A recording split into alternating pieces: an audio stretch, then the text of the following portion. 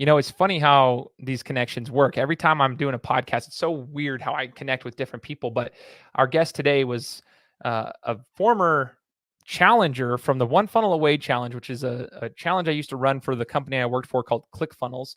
I met him there. Come to find out, he lives here locally where I'm at.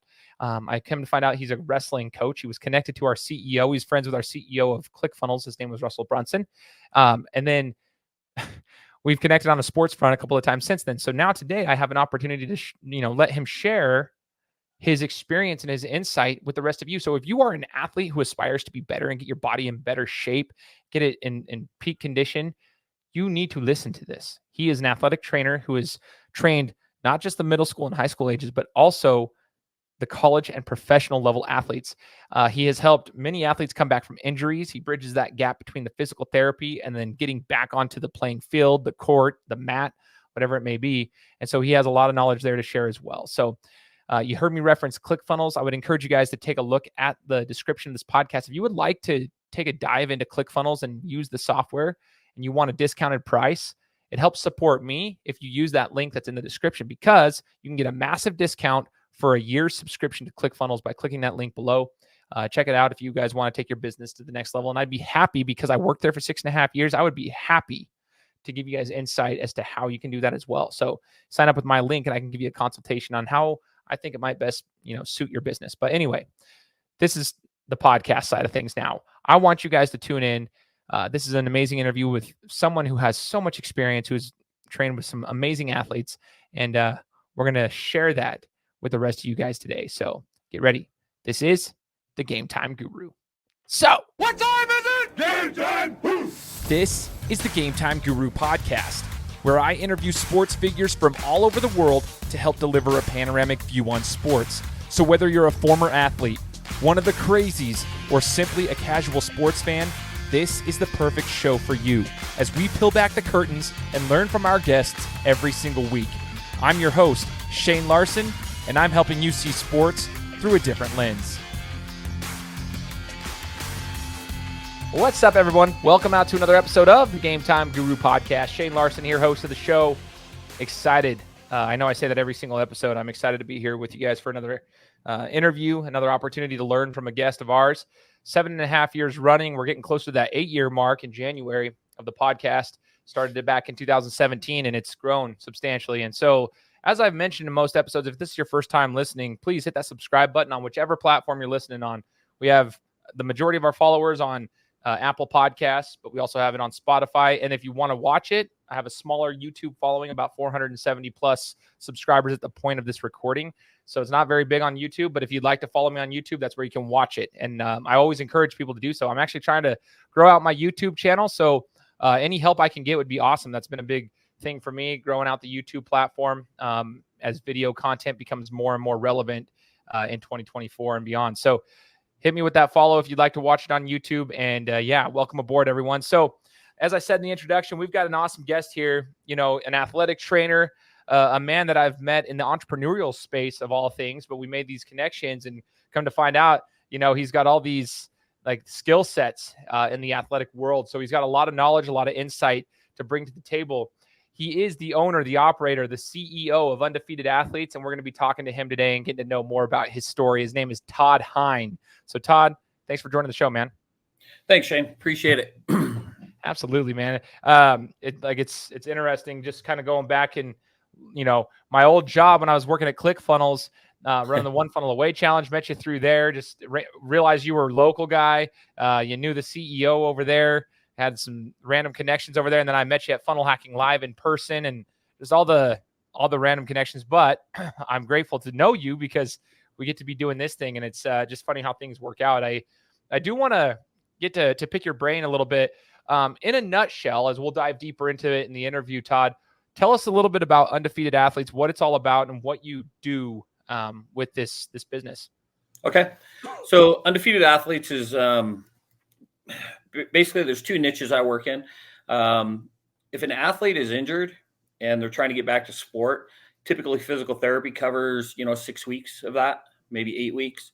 So if you have an athlete that blows out their ACL at 6 weeks, 8 weeks, they're not ready to get back to sport. So I bridge that gap from the end of physical therapy to full return to sport. The other piece of the business is sports performance. So taking a healthy athlete and getting them better. So I work in both realms. Like you said, I'm a certified athletic trainer, which is sort of a combination between a physical therapist and a personal trainer. So that's the area I really like to work in, whether they're healthy and want to be the best they can be, or if they're injured and they're really trying to get back to their sport. I've seen too many times with kids that are injured, they blow out their ACL, they blow out their MCL, whatever, and they feel like they can't play sports again. And it really drives me nuts. And if they do the right rehab, there's no reason that an athlete can't get back to their sport. I don't care if they've had blown out shoulders, blown out knees, have the surgery, go through the rehab, and then do the correct sport-specific training to get back to that sport. It's interesting. I brought it up a couple of times on the show, Todd, the whole concept of injuries. And I've talked to athletes who have gone through some pretty severe injuries. Even myself, when I was a little bit older, I was 28. And was I 28? Yeah, 28 when I tore out my shoulder. And yes, I was past my playing days, but I was still competing in city league basketball and stuff like that, still competing where I can. And when I tore out my shoulder and had to have shoulder surgery, it wrecked me, man. Like, it wrecked me from a mental standpoint and a physical standpoint. Everything shifted for me, unfortunately, because I didn't have someone I had physical therapists, and that was awesome. Like, they got me back to where I could actually move my shoulder, which I couldn't do for a while. But I wish I would have probably had somebody like yourself, obviously a little older. So, in a little different part of my life, but still, even to this day, I still like to train.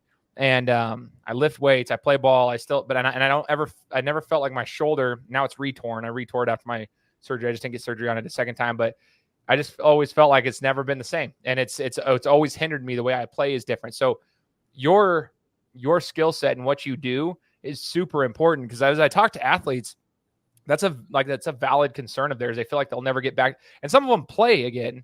I see them a lot of younger, they'll play again, but they never really feel like they're fully there. So they never have that confidence to go as hard as they can, because I don't feel like they don't really feel like, they're just scared of re-injuring it for one reason or another. So it always hinders them. And I am curious, you've helped a lot of younger athletes, you've helped professional athletes, and you help get them back to speed, you help keep them in shape. What is something like, let's just say you've used the reference of an ACL injury. That's a very common injury in a lot of sports, just because of the lateral movements that people have to do, the agility that's required. With an ACL injury, what are some of the things that you've noticed that are so common that the athletes still need to do after physical therapy to help them really get ready for playing at game speed again? I think probably one of the biggest things, and a lot of people laugh when I say this, but there's really three things that I think are missed. One is, as coaches, we assume kids know how to run. And unless they've been in track, most athletes don't know how to run correctly. So that's something, once they get back to where they can run following an ACL, about that 3-month period, is really working on the biomechanics of running. In addition to that, it's also how to jump and land correctly and stabilize. Way back when, at my days at Boise State, and what sort of got me into this was an athlete by the name of Steve Shepard. He tore his ACL, came back to playing basketball. He was 90% strength on his hamstrings, 90% strength on his quadriceps compared to the other leg. So the physicians let him go right back into basketball. He didn't do any agility training. He didn't do any jump training, no running. He just went back into playing basketball. The first day at practice, he retore his ACL. So as an athlete, I never want to see athletes re-tear an ACL or re-tear their shoulder again, and it's preventable if they do the right rehab. The third piece of that is most athletes miss strengthening their hips. If you ask anybody where the power comes from, they're all going to tell you it's that midsection, below the chest to mid-thigh. And if I ask coaches or if I ask athletes, either healthy or injured, well, what do you do to train, that area? And they're like, well, I do power cleans. Well, power cleans only work that a little bit. It's not working your hip flexors, your adductors, your abductors, your extensors, the core, the low back. So all of my programs from start to finish, whether it's healthy or injured, I do a lot on stability, stabilization, balance, proprioception, as well as really training that core. So if there's an athlete that's coming back from an ACL and they've done the physical therapy, they got their full range of motion, they got some of the strength back, not only do they need to work that knee, but at a minimum, they have to work the joint above and below. So interesting. You just dropped Steve Shepard's name. I remember those days, dude. Those are like those are the days I started watching Boise State religiously. Like that's back, when Berto was playing, and then after him for a few years and all that. So those are my 4th and 5th grade years where I was just an avid, just Boise State Bronco hoops, dude. Like we were at the games all the time. I remember Steve quite well, actually. So it's cool hearing that you were around during that time working with those athletes.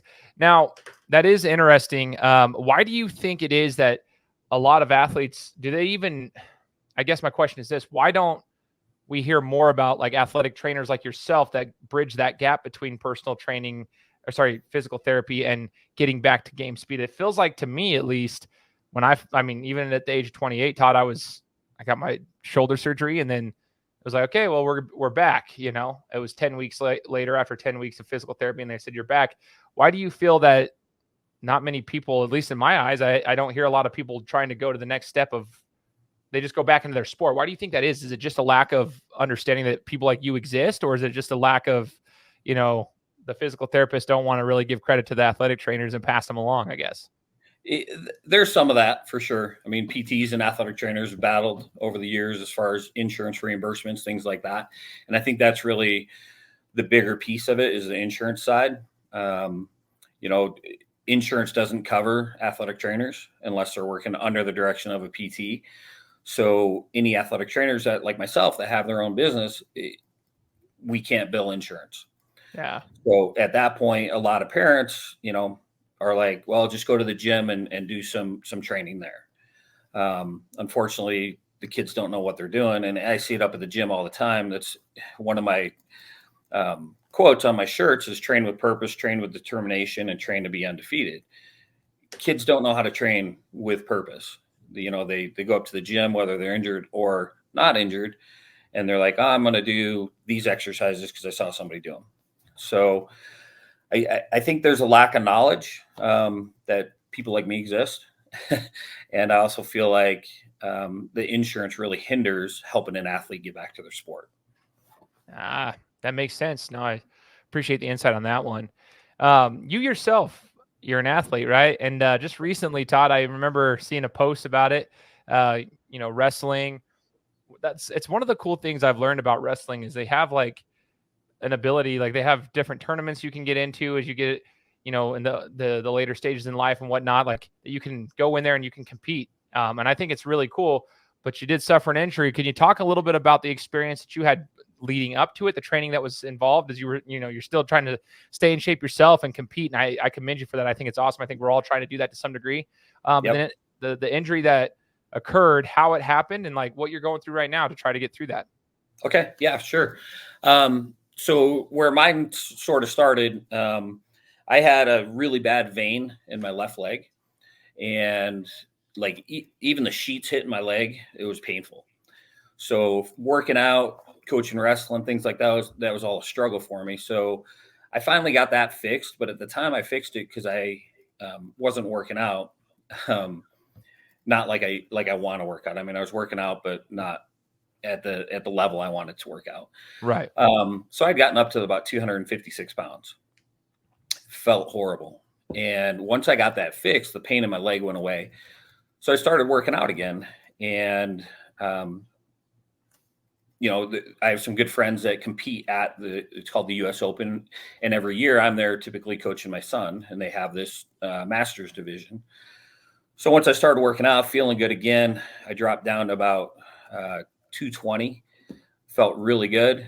Was wrestling with the high school kids, and a good friend of ours, Russell, was like, hey, why don't you wrestle at the US Open?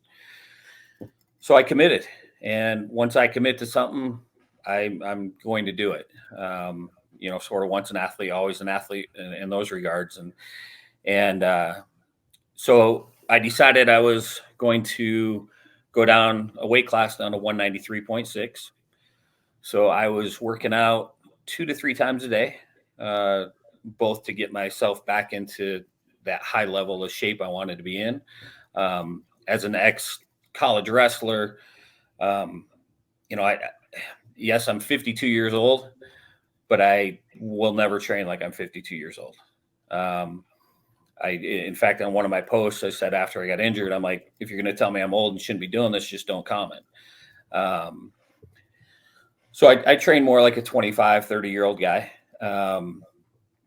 And I got in great shape. I felt awesome. I went down and wrestled at the U.S. Open. I wrestled in Greco the first night, had 3 matches, had a great time. It was awesome. And then the next day was freestyle. And I was actually warming up with my son. It was sort of fun. He, because it's an Olympic year, and those are the guys he competes against because he's a college wrestler. They did not compete at the U.S. Open this year because they had the Olympic trials. So he went to the U.S. Open and he got the coach's pass, and I got the athlete pass. So we sort of switched roles there. It was pretty fun. That's cool. So I was warming up with him the next morning. We were about 45 minutes into the warm up. I said, I just want to hit a couple more moves. And I faked the shot, and then I went to the other side, hit a sweep single, and I ruptured my Achilles. So it's a big injury. I told him, like, I grabbed my ankle, and I'm like, somebody landed on me. And he's like, Dad, nobody's around us. And I'm like, well, somebody kicked me or something. And then, I got up. I tried to walk it off for about 15 minutes. I got in my stance. I tried to see if I could take a shot. And then I reached down and I felt it. And I felt that gap at my Achilles. And I knew it was ruptured. I still wouldn't say I was going to be done. So we went through the whole thing of being upset and all that. And then I went into the training room and I'm like, hey, I'm a coach. I didn't tell him I was an athlete. I'm like, can you just double check my Achilles? I think I ruptured it. And he checked it. He's like, yeah, you ruptured it. And I need your athlete credential because I got a red card you. Yeah. So he sort of knew I was an athlete. And so got taken out of the tournament, which was tough. But I had some of my athletes down there, and I continued to stay down there and coach them, and got a scooter because I couldn't walk around too easy on that, and crutches were a pain. So here in the local market, I know a lot of the orthopedic surgeons, and one of my buddies got me in with Dr. Roser. And the day after I got back from the tournament in Vegas, I had surgery. So I'm 10 weeks post-op right now. Still can't stretch my Achilles, but I can work my calf. I can do, double leg calf raises, things like that. I'm trying to work on single leg. The doctor says that probably won't get that back. And I said, well, I'll prove you wrong. So my goal is to compete again at the U.S. Open in April next year. So that's what I'm striving for. I will say to any athlete, parent, coach, one of the things, I'm taught as an athletic trainer when I was in college and I got my master's degree and everything, is that, when athletes are injured and they're taken out of their sport, is what you alluded to earlier, is the mental side of it. And as an athletic trainer and as a coach, I guess I forgot how bad that was. Yeah. And I went from working out 3 days a week or 3 times a day between wrestling, lifting, running, to sitting on my couch, not being able to get up and make my own meals and stuff. And I had about 12 days where I was like that. And man, I have to tell you, it rocked my world. Like, I wouldn't say I was depressed, but it definitely hit me hard. And so anybody who's going through that, the biggest thing for me was I had to get back on the wrestling mat. I had to get back to the weight room. I had to get back to what I was doing. Because you lose that self-worth and you lose some of the confidence. So, moving forward for me, very mindful with that, with any of my athletes that are taken out for an injury, they need to be back as soon as possible. They need to be in the wrestling room. They need to be on the basketball court. They don't need to be sitting at home, feeling sorry for themselves or just being down because they can't be there. There's always something they can do to be better. And once I got back into the gym, once I got back to the mat and worked with some of my athletes, I immediately felt better, and it totally changed my mindset. And I knew it as an athletic trainer, but you sort of forget it as a coach. So, moving forward for me, for my athletes, it's going to make me better when I am dealing with injured athletes that I'm not going to let them skip practice and go and, play PlayStation or do their schoolwork or any of that. I'm going to be like, no, you're in the room. We're going to work. If you have a lower body injury, we're going to work your upper body. If it's upper body or work your lower body, there's always something you can do to be better. So. That's so interesting, Todd. That last piece there, I hope people listen to that and take note of it, because there is power in being around it.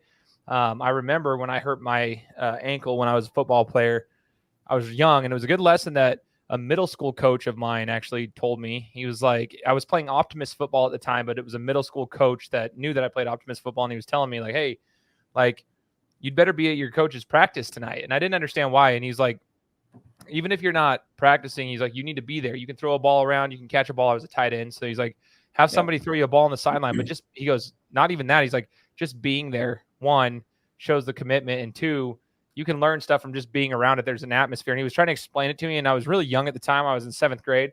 I didn't really fully understand it. I was kind of mad. But I did go to practice. And I understand that it's the same concept. It's a different energy that it brings you when you're around it. You're able to get away from your thoughts that are just like stirring up, just getting negative, just sitting there, and then can honestly spiral into depression if you're not careful, because you're just not able to move. You're not able to do what you want to do. But sometimes just being around it and getting some sort of work in and being around the sport can be monumental. I think that's awesome that you're seeing it now from a different perspective, and you're able to take that with you moving forward. I think that's super cool. I had a question for you, Todd, in regards to like professional athletes as well. Like when you were working with the professional side of things, even the collegiate side of things, but high level athletes, like high level athletes, what is something that you've noticed about them that you could give us insight to? Like if a young athlete's listening to this right now, they want to know like what's a common denominator that makes these elite athletes as compared to maybe the great or the good ones? What makes an elite athlete from a physical standpoint when you're around them? I actually just talked about this. I was working with some athletes in a speed camp this morning, and we actually just talked about this. So I'd say number one is sacrifice. Number two would be consistency. And number three is they show up. They have the accountability. So the sacrifice piece, every great athlete, they sacrifice, whether it's time on their phone, whether it's time at, PlayStation, sometimes it's time with family and friends. They make sure they get their workouts in. And even at the high school level, the kids that really excel in high school, they get up in the morning and they work out. They get home from practice and they do more. They work out. They're watching videos. They sort of become a guru of the game, whatever their sport is.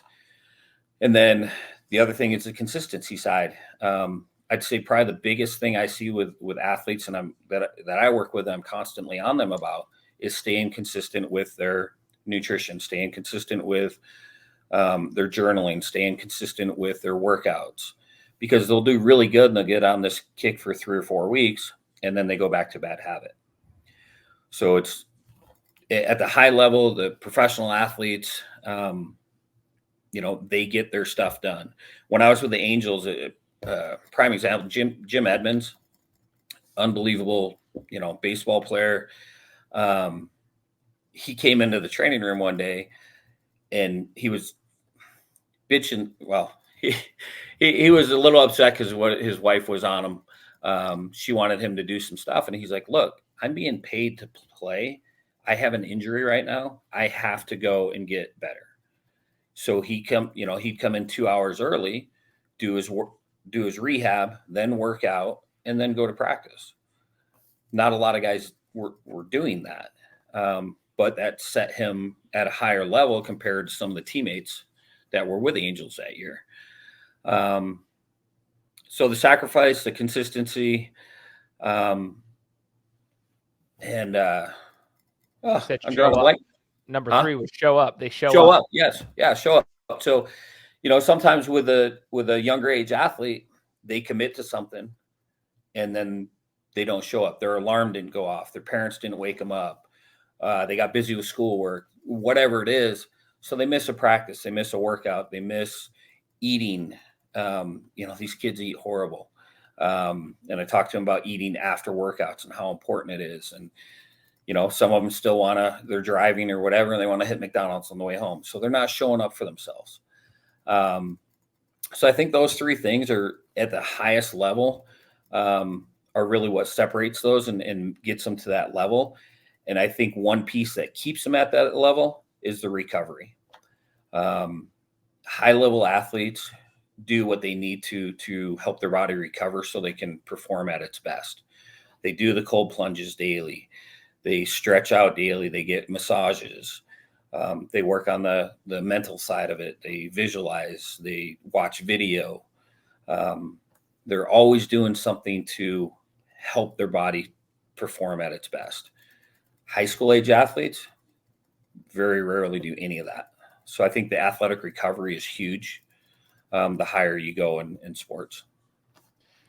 All of those things are so awesome and insightful. And as you're talking, I'm already thinking of examples. I mean, I'm a coach for basketball, and Todd, I'm talking about like seniors in high school, and we're in club ball season where we're traveling to go play ball. This is after the regular season's over for high school, and then we got club season that starts up. And I can't tell you how many times I'd get text messages like 10 minutes before practice. Hey, coach, not going to show up. Sorry, man. I slept in or whatever. He took a nap and then he didn't show up. That happened. I had guys miss games that were here locally because they didn't wake up from their nap. I couldn't believe it. I'm like, are you being serious? Like, why would you even tell me that? First off, second off, like, I can't even believe that's a thing. Like you want to be recruited to play at the next level. And you just told your coach that you slept and you're not going to show up because you slept. Like, man, like, and then you just expect to start. Like, they wonder why, hey, they might be one of the better players on the team as far as talent wise, but then they wonder why, like, I'm not starting them or I'm not playing them as much. And they get frustrated. It's just crazy. So that whole concept just sat with me. And then you mentioned something about sacrifice that I think is important. I want people to listen, like everything you just said is so interesting. I've interviewed a variety of athletes over the last, 7.5, 8 years. Even just locally, Avery Howell is a name here in Idaho. She's playing for USC now, but she played out of Boise High School. She's a basketball player. And I had her on the show about a month and a half ago, and I asked her some questions. And then during high school, I mean, she was up every day at 4:30 in the morning. It was like 4:30, 5 o'clock. She was at the gym getting shots up. She was doing her morning workouts prior to school starting. And I said, what did you have to sacrifice? And she said, well, I'm in bed by 8 o'clock every night, like 8:30. I'm in bed. So that's just one of the things. I didn't have much of a social life, especially during the weekdays, but that's just what it was. Like and now she's playing Division I basketball at USC out of Boise, Idaho, which is not common. So like, no, that's awesome.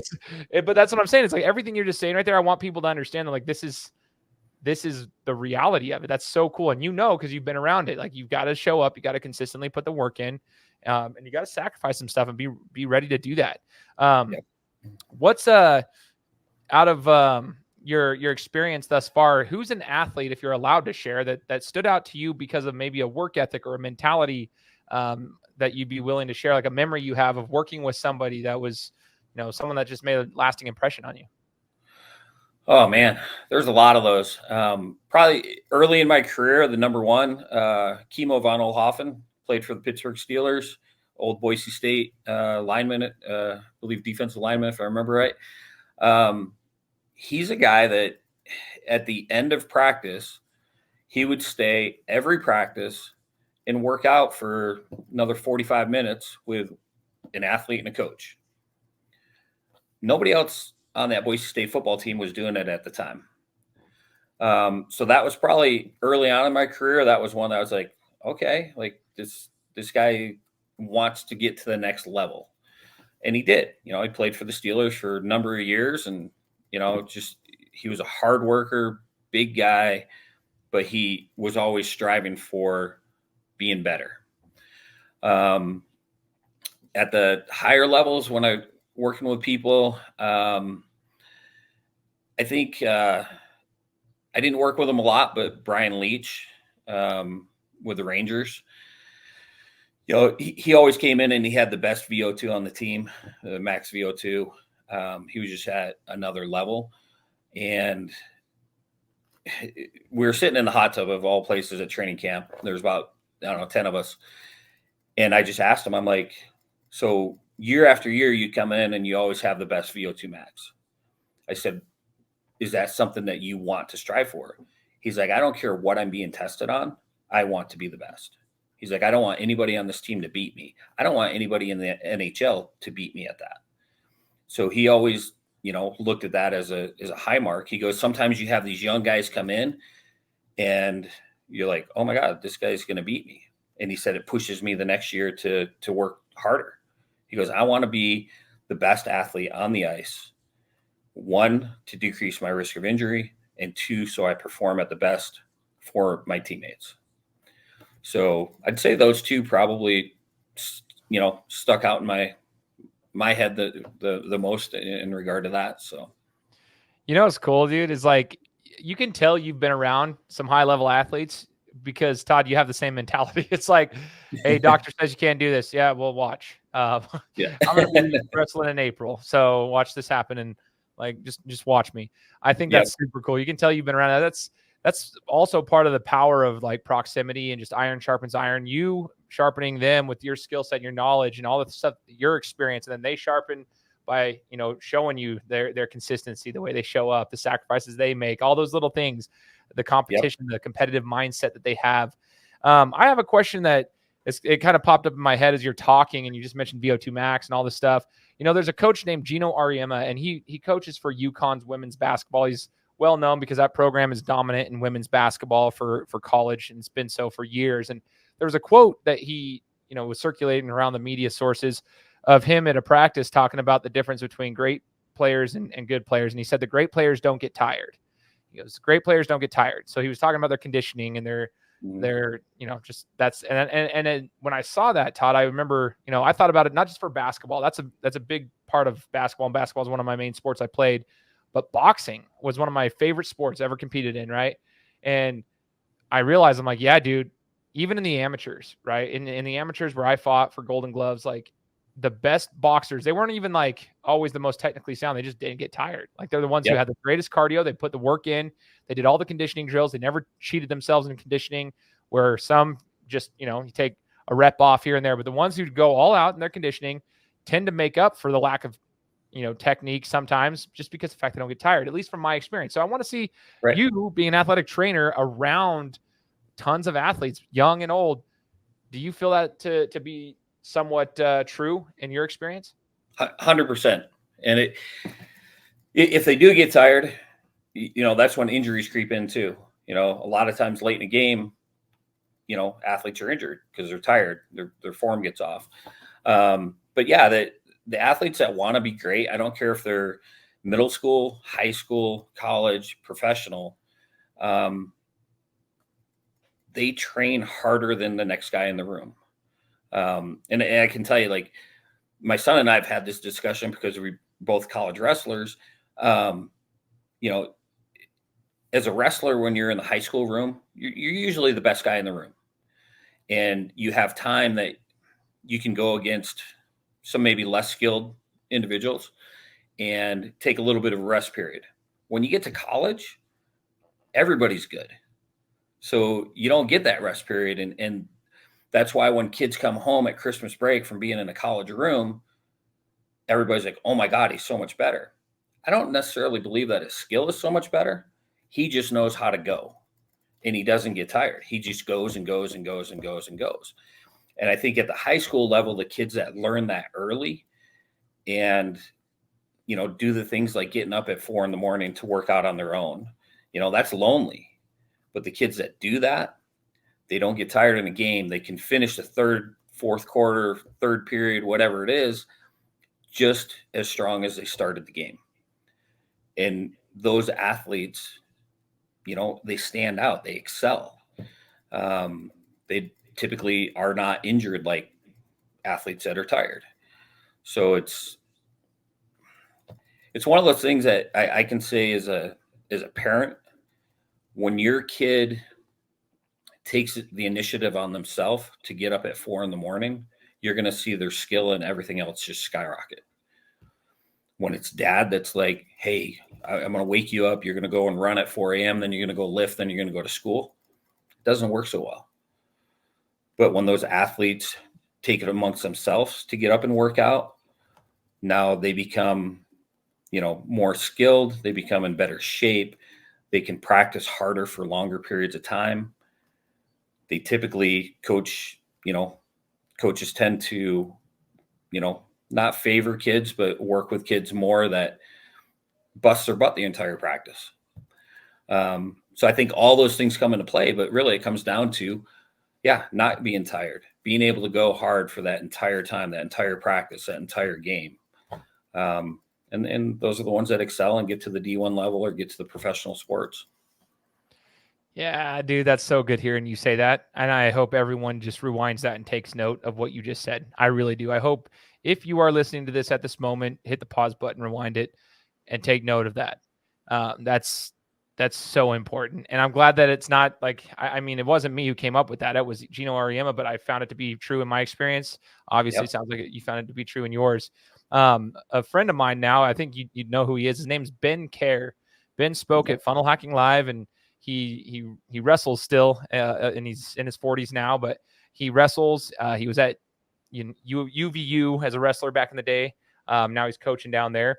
And I had him on the show, and one time, this is funny because he actually, like, his words, Todd, motivated me to still to this day. So right now, at the time of this recording, this is August of 2024, and I'm currently in the process of I'm running 125 miles this month, which is extremely difficult for me to do.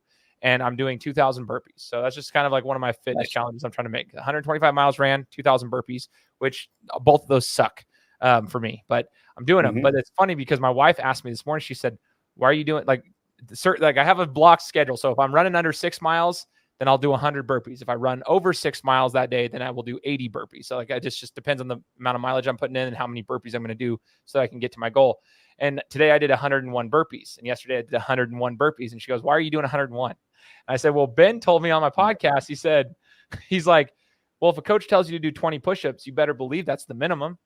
And I was like, so I've made that kind of my mantra now. So like, even then, because you notice like the athletes that typically excel, like when a coach tells them or a parent tells them to go do this, they do the bare minimum. That's just what's required. But if you really want to excel, kind of doing a little extra, and that's what gives you the oomph. That's what gives you not only the mental capacity to say, oh, I can go, I can do this, I can break through these barriers, but it also, gives you a little bit, compound interest effect. You know what I mean?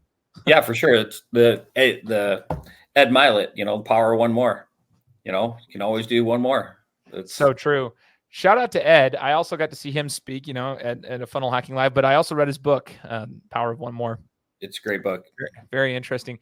Speaking of books or just consuming knowledge. So one thing, Todd, I want to ask you too, because obviously, we want to help athletes that are listening to this podcast, to like athletes, aspiring athletes, whatever, to like learn about what you're providing them and the knowledge you have and whatnot. But something I tell people, especially the kids I coach in basketball, I say, hey, you guys got to study the game, right? You got to study the game. You got to watch who does what. And so you mentioned something earlier that kind of caught my attention as well. I actually took note of it on my phone.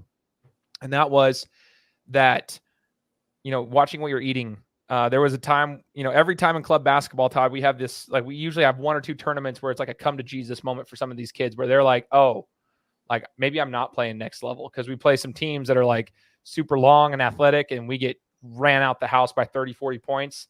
And some kids are like, oh, maybe I'm not ready for that. And so at the end of the game, I remember in Montana this year, I said, listen, guys, you got to get back to the drawing board. Don't go home eating Cheetos. Like there's some things you need to do. And I said, I would encourage you guys, if you're going to take this seriously and really want to get to the next level, go study some of the players that have done it. If you're not going to listen to me, which at that point it's like, hey, cool. If you don't want to listen to me about it and you think I'm not being serious when I tell you what to eat, how to train, whatever, then go follow some people. And some of the kids were like, well, how do I even follow what they're doing? I was like, well, some people have books. Some athletes have written books about their lives, and we've got autobiographies, biographies, everything out there. Like some have podcast interviews. Some people talk like this. I said, listen to my show. I talk to athletes all the time. Do something. What would you encourage athletes to do, especially the younger ones? You have younger kids yourself. Like if you want them to like learn from other athletes, what's what have you found to be the best avenue for them?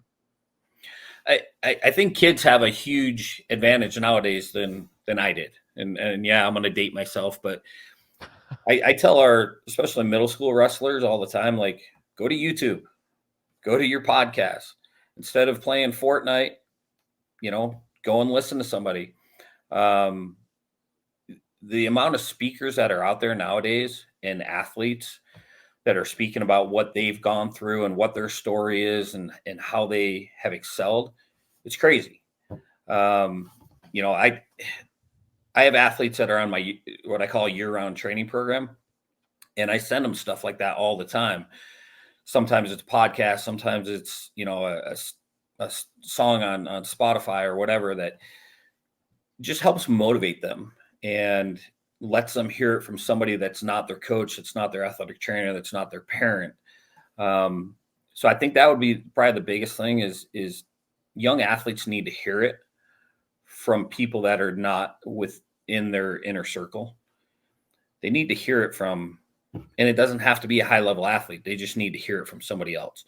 So if you go and go to Spotify or whatever and type in motivational speeches, there's hundreds that are going to come up. If these kids are struggling to go work out in the morning and get up at 5 a.m., go listen to a couple of these speeches. I guarantee there's something in there that's going to hit you and be like, yeah, get my butt out of bed, go work out. So that would be my thing. I mean, like I said, I'm dating myself, but back in my day, if I wanted to do that, I had to order a VHS tape, and it took 2 weeks to get to me. And by then I forgot about it. So VHS, huh? Yeah. These kids these days don't even know what that is, dude. Like, yeah, right. Go back, they're going to VHS, Googling VHS. Yeah. That is so funny, but no, it's so true. There's power in motivational speeches, by the way. There's a man that I've had on my show. His name is Walter Bond, and he was a major motivating factor for me in my early 20s. Former NBA basketball player. He has a great story, but I found his motivational speeches on YouTube, dude. And it got me through some tough times in my life. It got me back into the weight room, got me back into training. I ended up getting him on my show a couple years later, and freaking A, dude, that there's power in that. And I appreciate you sharing that, because there's power there. There really is. But don't it's just so hard for some kids, when the friends are doing X, Y, Z, and maybe they see another athlete that's really talented, and that athlete is still competing at a very high level, but they're not making those same sacrifices. They think, well, he's not having to do it, so I don't have to do it. But that's right. The reality is some guys are gifted athletes, some guys and girls are gifted athletes, and they're going to be able to get away with some of it for a little while, but eventually it'll catch up to them. It always does. Eventually it will always catch up to them. That's just what happens. I've seen it time and time again. Maybe it's at the next level when they get to college, but it will catch up if they're not putting the work. One of my favorite quotes is hard work beats talent when talent doesn't work hard.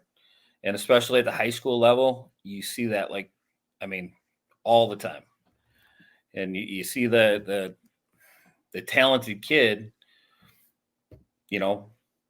not perform the way he's supposed to. And a lot of times, I hate to say it, but they end up quitting sport because they got caught by the kid that worked hard. So happens a lot. Yeah, happens way more than it should be. I have a playlist on my phone. You talk about motivation. It's just motivation to kick butt is what I call my list. And it's just all sorts of songs and podcasts. And honestly, every morning I listen to one of those. If I'm at the gym in the morning and I'm not feeling it, bam, I put that on for a little while. And it's just, it's just somebody in my ear telling me, hey, you got this. Or, we all need our butts kicked from time to time, whether you're an athlete or you're an old athlete or you're in even business world. It's good to hear from somebody else that you need to get going. Totally, man. I freaking love it. That's so insightful. So Todd, being a collegiate wrestler yourself, what's a memory that you have, a favorite memory that you have from your college wrestling days? I wanted to ask that question. Oh man, so many memories. I'd say probably the memory that sticks out the most was my first day in the college wrestling room. I had a teammate that went to the same school. He was one of my best friends. We went to the school together. we walked in there and we thought, hey, we're going to own this place.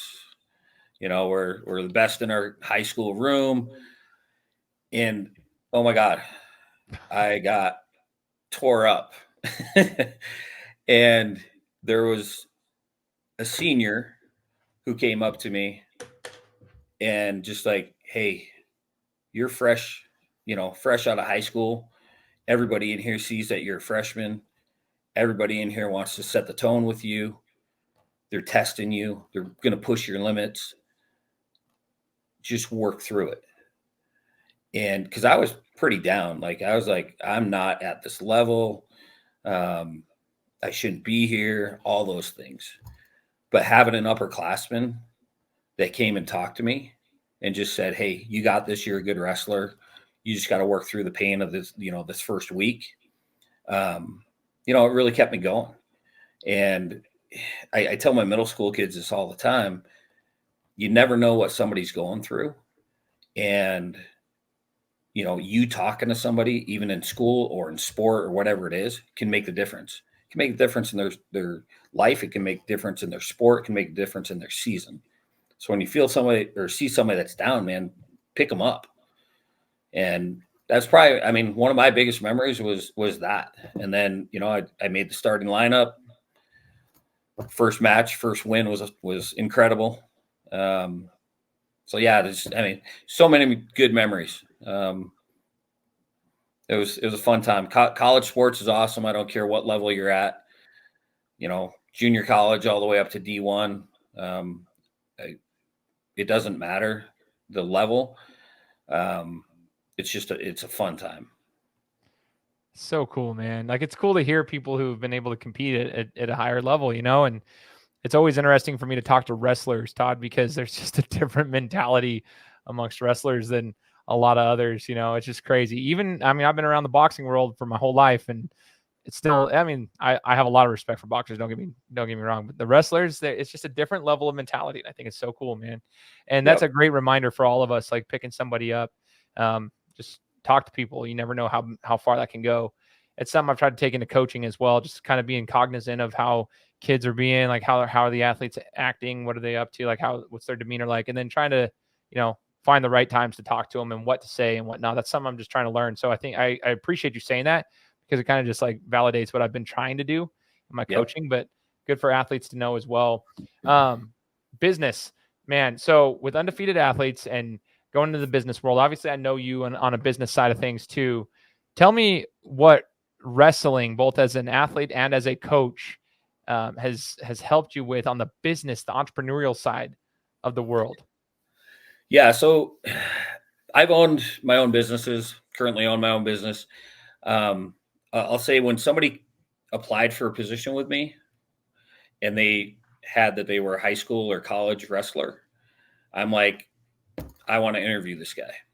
And the reason is, with wrestling, you get beat up, you get knocked down, and you work through it. Anybody that's continued to wrestle, even if they just did 4 years in high school, I'm going to say that they learn the life skills of wrestling that I want to have with me in the business world. So typically, if a wrestler's not showing up, they're not accountable, they're not doing their workouts, they're going to either end up getting kicked off the team or they're going to quit.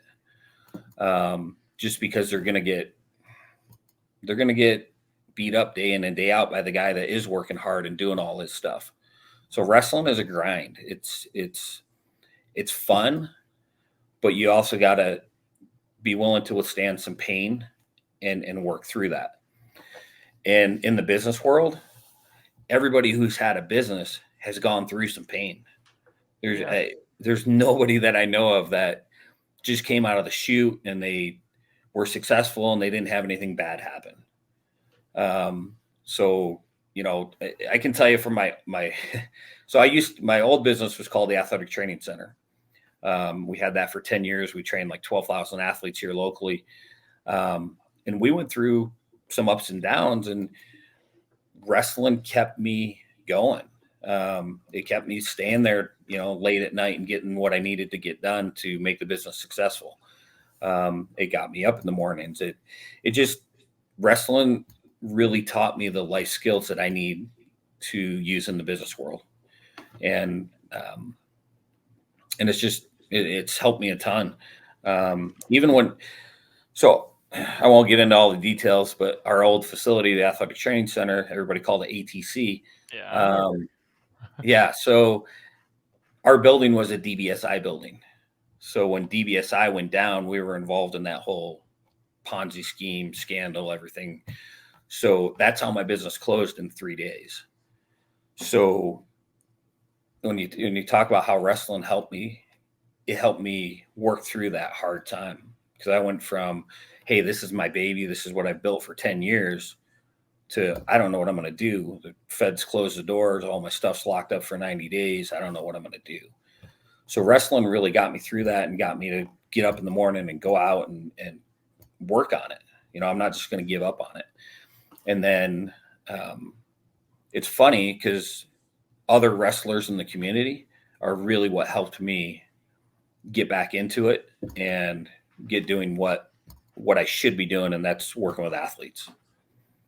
So, man, it's so cool. The ATC, Todd, I can't even tell you how many times talking to athletes around here that are my age, we've referenced the ATC, and full circle now. I didn't even realize that you were the one who was running that thing.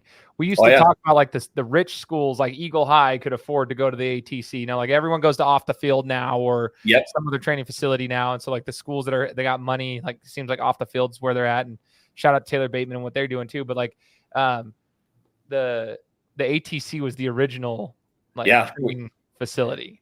When I remember when we contacted the phone to be in the phone directory, they're like, well, what do you want to be listed under? And I'm like, sports performance and physical therapy. And they're like, we don't have a sports performance section. We can put you in the gym section. I'm like, we're not a gym.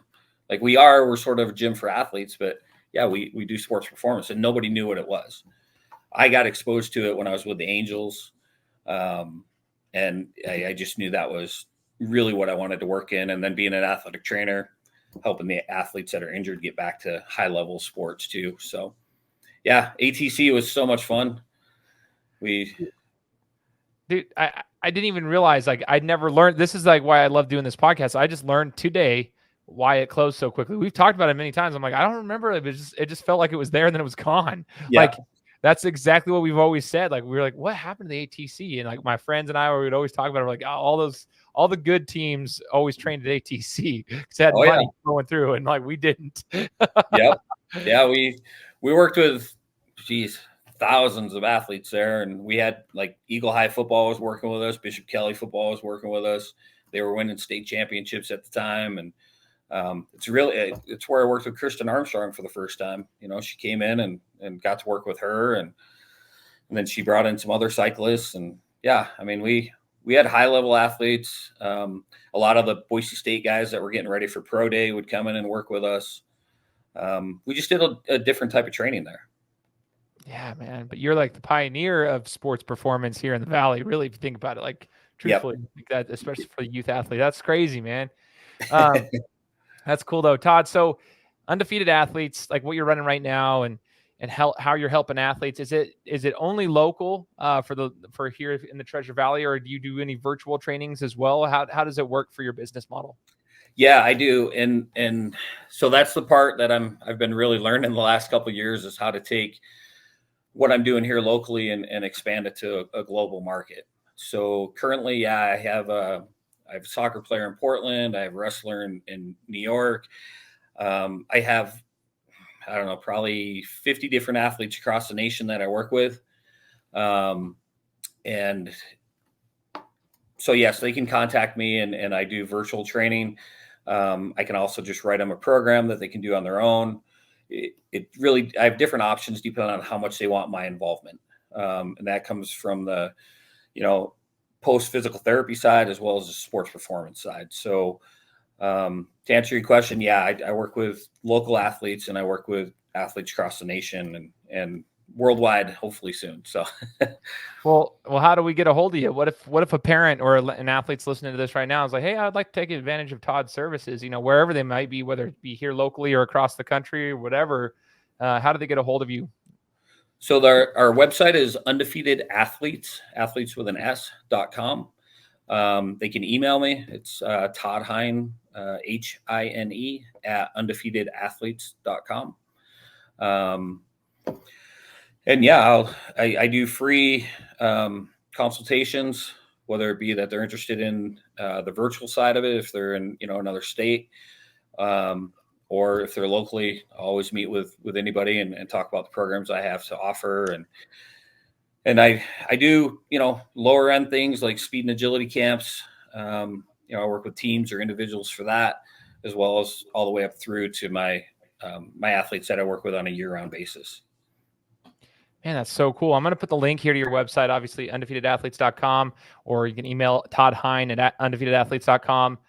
Check it out, guys. I would encourage you guys to get in touch with Todd. Now, I would also say this. So one of my businesses that I run, Todd, outside of, this and the other, like my full-time job, is I run a mental performance camp with my friend Garrett Crone. He's the owner of it, and I've partnered in with him this year to help with it. And we just ran that, but we're helping with the mental side of things. I wonder if one day, who knows? Maybe we can team up with you for, have the speed and agility side of the camp, and maybe we could team up and add a mental performance side of the camp as well as part of it. I don't know. That's just things that I definitely think would be kind of a cool opportunity to bring athletes a whole entire well-rounded side of things. I don't know. Maybe we'll chat about it, but yeah, that's one of the things I've been diving into a lot. We just held our Helix mental performance camp 2 weeks ago here in Nampa, Idaho, and so it's pretty sweet. Okay.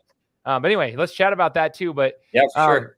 At this point, as we wrap up the interview, Todd, I want to know what's the biggest life lesson that you've learned in sport, whatever it is. You've talked about how it's taught you, how to, for the business side of things, and maybe it's the same lesson. I don't know, but what is like the biggest life lesson that sports have taught you?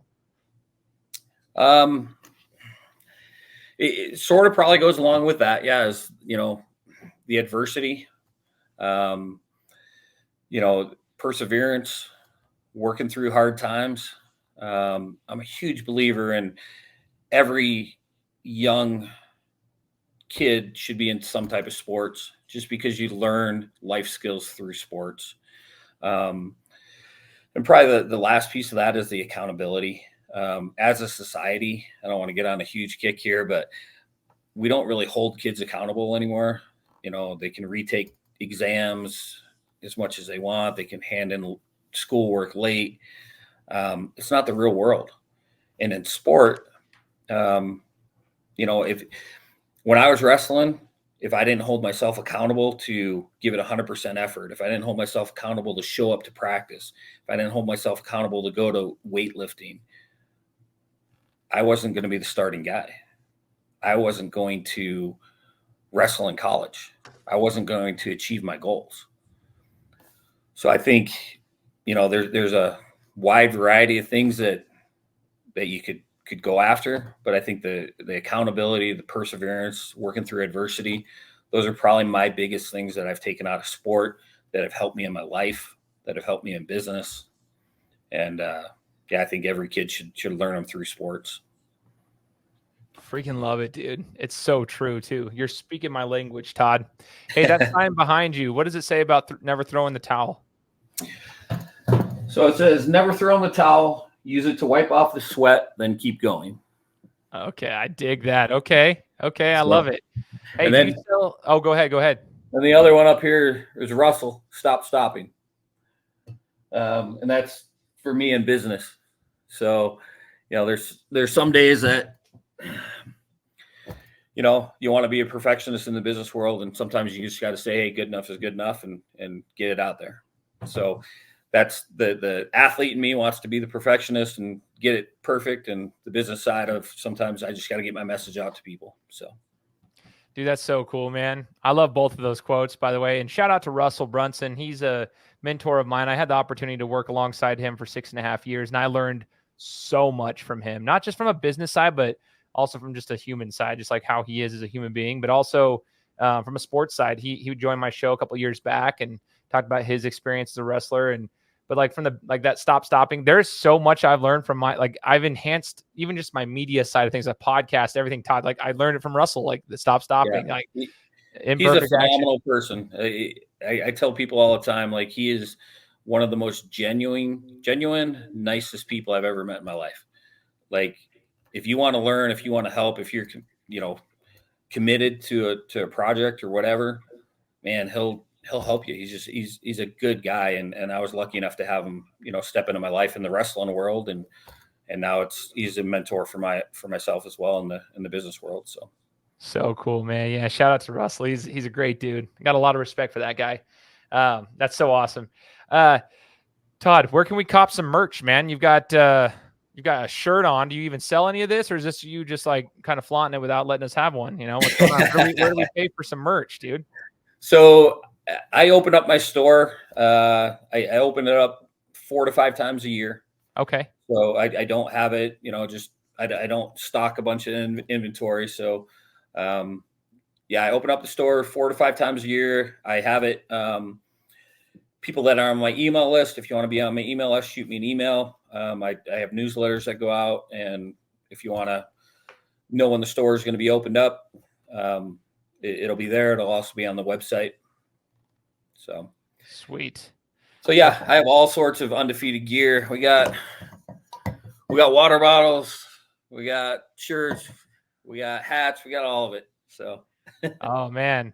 So here's the deal. I'm going to sign up for the newsletter so I can be notified when things come out. When you guys get hats, I'll rock one. I'm always in a hat. So I'll rock a hat. When you got a hat, I'll rock a shirt. I'll rock whatever. So you like whenever that you guys got a sale coming on, I'll definitely be. What size are you? For what, a hat or a shirt? Shirt. I'm a 2XL, man. So but I'm obviously like, I'll wait till it comes alive and I'll get the checkbook out and we'll get you some merch over here on this side. But I'd encourage all the rest of you guys too. Anyone listening, make sure to go sign up for the newsletter.